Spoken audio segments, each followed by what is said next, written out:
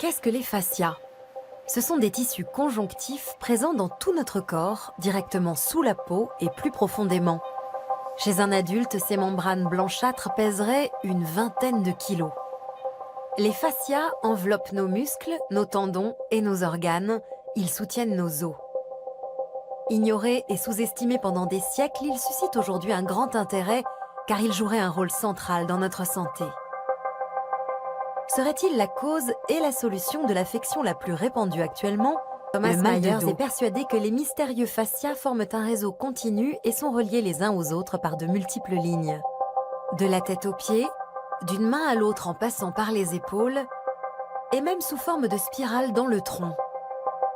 Il en est certain, une sensation de pincement à un endroit du corps a le plus souvent son origine ailleurs.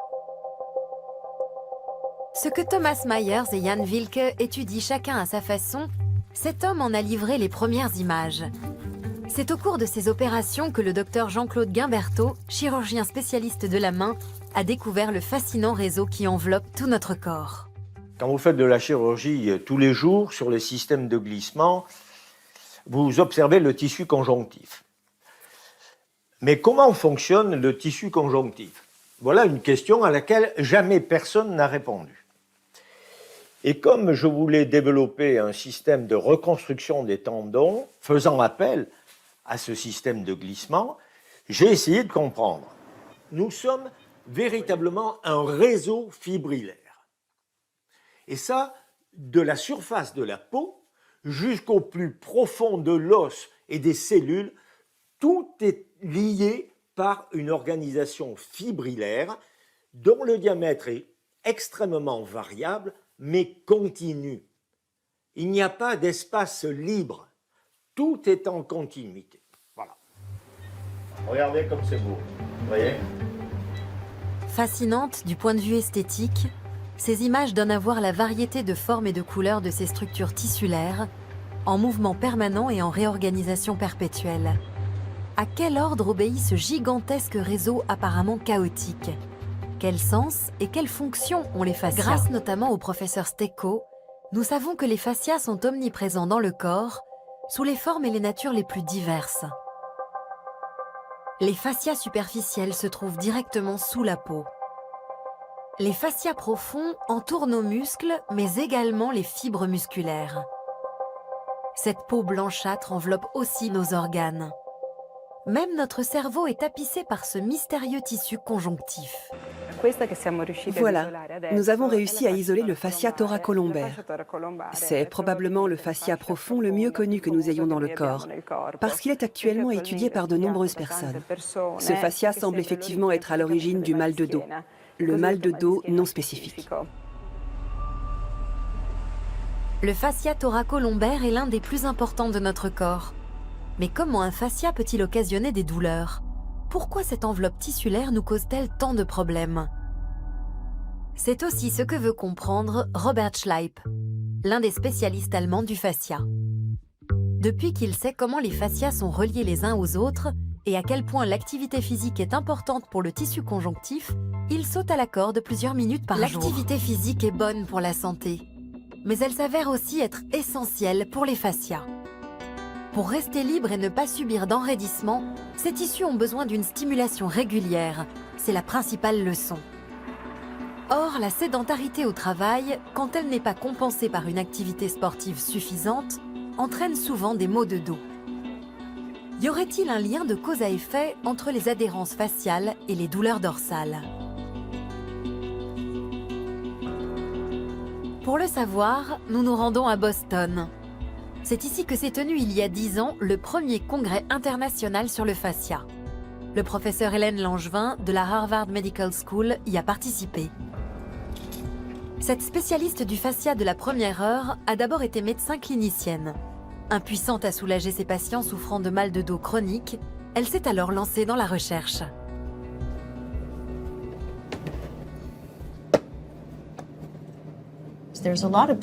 Généralement, quand un patient se présente avec des douleurs de dos chroniques, on effectue une radio ou une IRM de sa colonne vertébrale, car on suppose que la douleur vient de là. Or, chez nombre de ces patients, les résultats sont normaux.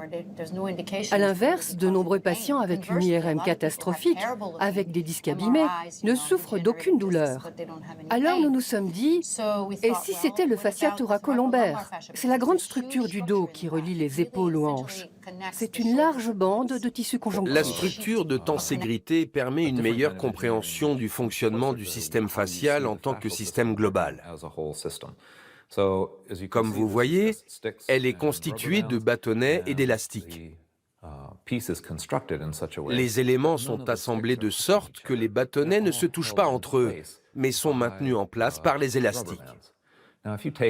Si on regarde un squelette de cours de science, dont les os sont reliés par des câbles, on a l'impression d'être constitué d'une armature osseuse autour de laquelle vont s'articuler les muscles, un peu comme le bras d'une grue de chantier. Ce n'est pas le cas. Vos os flottent à l'intérieur de votre tissu conjonctif. Si je pouvais faire disparaître ce tissu mou de votre corps d'un simple claquement de doigts, votre édifice osseux s'écroulerait sur le champ. Voici un formidable contre-modèle à notre représentation classique de la colonne vertébrale, la fameuse structure porteuse, le squelette comme soutien. Le piquet, en quelque sorte, sur lequel repose le tissu mou de la tente de camping. C'est ainsi que l'on se représentait jusqu'à récemment la colonne vertébrale. Ici, nous avons un autre contre-modèle tenségral. Les vertèbres ne reposent pas par compression les unes sur les autres, mais elles sont suspendues, si tant est que les éléments faciaux, représentés ici par les élastiques, exercent une tension élastique suffisante. Dans ce cas, même avec une vertèbre usée, vous pourrez devenir la reine de la salsa de Cuba. La colonne vertébrale n'est donc pas la seule responsable du mal de dos chronique. Mauvaise posture, manque d'exercice et stress jouent aussi un rôle. Pour garder nos tissus en bonne santé, il faut bouger, cela ne fait aucun doute. Mais une autre composante importante entre en jeu, l'eau. Le tissu conjonctif élastique est un immense réservoir d'eau. H2O, tel est peut-être le grand secret des fascias. Le tissu conjonctif est composé d'eau dont la proportion, selon l'âge, peut atteindre 70%. Le massage, tout comme l'activité physique, réoriente les fibres de collagène. Les fibroblastes produisent de l'acide hyaluronique frais, l'eau est renouvelée, les fascias peuvent de nouveau glisser correctement. En matière de mal de dos chronique, les disques intervertébraux ont longtemps été dans la ligne de mire. Mais depuis quelques années, le regard se tourne de plus en plus vers les fascias. Dans quelle mesure le tissu facial peut-il ouvrir la voie à des perspectives thérapeutiques innovantes? Cette question intéresse aussi la recherche sur la douleur. Le professeur Siegfried Menze de la faculté de médecine de Mannheim est l'un des premiers à avoir reconnu l'importance du tissu facial. Pour établir si les fascias étaient eux-mêmes sensibles à la douleur, il a dû mettre en évidence la présence de nerfs de la douleur dans les fascias. Les fascias sont le siège d'innombrables récepteurs de la douleur. Cela fait du tissu conjonctif l'un des organes de la perception parmi les plus sensibles. Les preuves scientifiques sont formelles. Comme Robert Schleip, le professeur Menze et son équipe supposent que le stress influence directement le tissu des fascias. En jeu dans ce mécanisme, le système nerveux sympathique qui fait partie du système nerveux autonome. Depuis le cerveau et la moelle épinière, il se distribue à presque tous les organes. Nous ne pouvons pas le contrôler volontairement.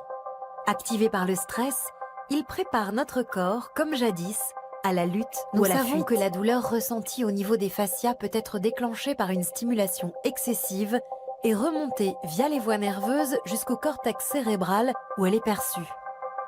En cas de stress, le chemin serait inverse. Le stress active le système nerveux sympathique qui descend via l'autoroute de la douleur du dos vers les nerfs des fascias. Nous avons alors mal au dos. Nous savons désormais que les fascias constituent une source de la douleur très importante. D'une part parce qu'ils sont densément innervés, d'autre part parce qu'ils possèdent une connexion très performante avec les cellules nerveuses de la moelle épinière. On peut par conséquent supposer que les fascias joue un rôle très important dans les douleurs dorsales relevant d'un conflit situé dans les tissus mous. Le grand rôle joué par les fascias dans le mal de dos chronique est aujourd'hui incontestable. Et la science a enfin trouvé une explication à un phénomène que nous connaissons tous. Le stress peut déclencher les douleurs de dos et les aggraver. L'activité physique et les étirements peuvent renouveler le tissu facial adhérent et atténuer le mal de dos. Qui plus est, les méthodes de recherche modernes ont confirmé l'efficacité d'une pratique thérapeutique séculaire. Le tissu conjonctif du fascia, qui enveloppe tout le corps, est le siège de nombreuses maladies, mais aussi la clé de leur guérison.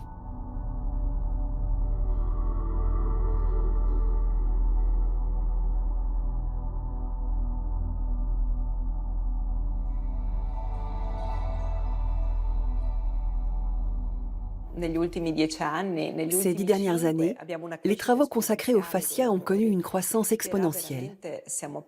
Nous sommes vraiment partis de zéro. Nos connaissances en anatomie ont progressé. Nous avons une meilleure compréhension des phénomènes microscopiques et moléculaires. Mais il nous reste encore beaucoup à apprendre sur les fascias. Ces dernières années, les fascias sont passés du second plan au devant de la scène, se muant en fascinants objets d'étude. La science place de grands espoirs dans la recherche sur le fascia, y compris en cancérologie.